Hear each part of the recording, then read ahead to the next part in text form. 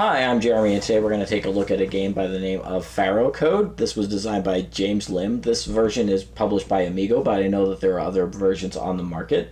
It's a game that plays from 2 to 5 players in about 20 minutes or so. The box says ages 10 and up, but I suspect depending on a child's maths ability, you could go younger than that, and this would definitely work well as an educational game.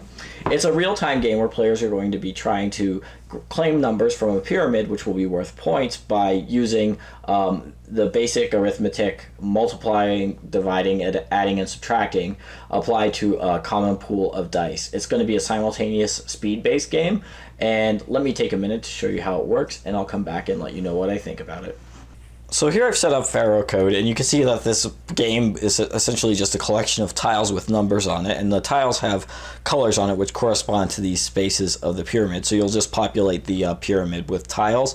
There's also a sand timer as well as 3 dice. And the way that the game works is that you'll roll these 3 dice, and then the game will begin with players trying to find a way to get these numbers created from these dice by using addition, subtraction, multiplication, and division.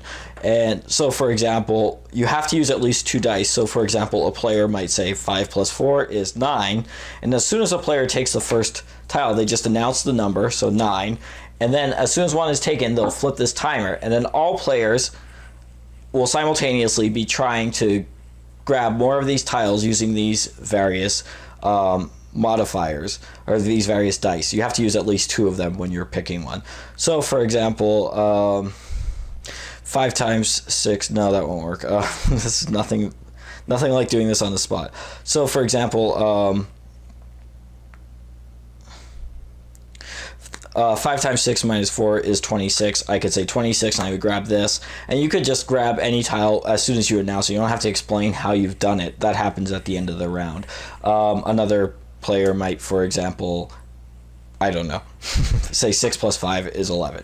So as soon as the timer runs out, all players' time is out and they stop grabbing tiles, and then each player will explain how they've made their number. So I have 5 plus 4, then I have 5 times 4 plus 6 for 26. This player has 6 plus 5 for 11. You'll have these as points.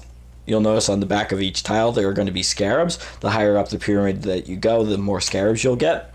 If you take a tile, let's say I took the 64 here, and I was not able to figure out how I thought I would be able to get to that number, that will be penalty points for you at the end of the game, so you'll keep that on a distinct pile.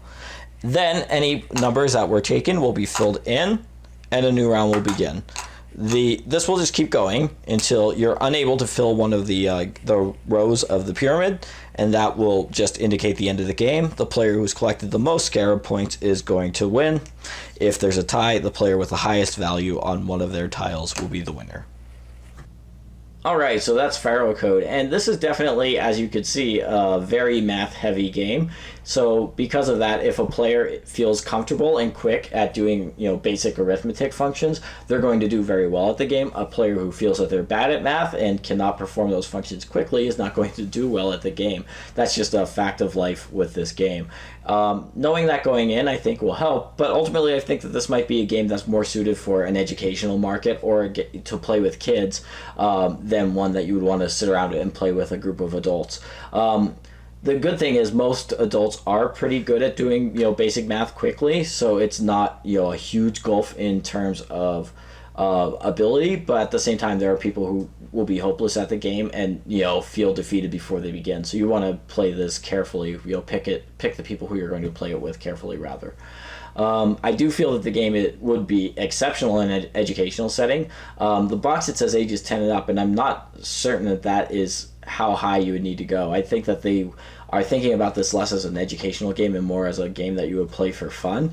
But I think playing this game with younger kids could be fantastic, and it would really develop those math skills. I think the game, by placing 10 or up on the box, it assumes that you have those math skills already, which may or may not be the best use of this game. because it really is one of the best math games. I think in a classroom situation this would be absolutely spectacular. As a game that you would pull out to play with adults, maybe less so. It's really just a one-trick pony, and it's a pony that not everybody will be able to ride, if I keep extending that metaphor. So it's a good game for what it is, but what it is a very specific game niche that a lot of people aren't going to enjoy, and a lot of people aren't going to be as competitive as other people in.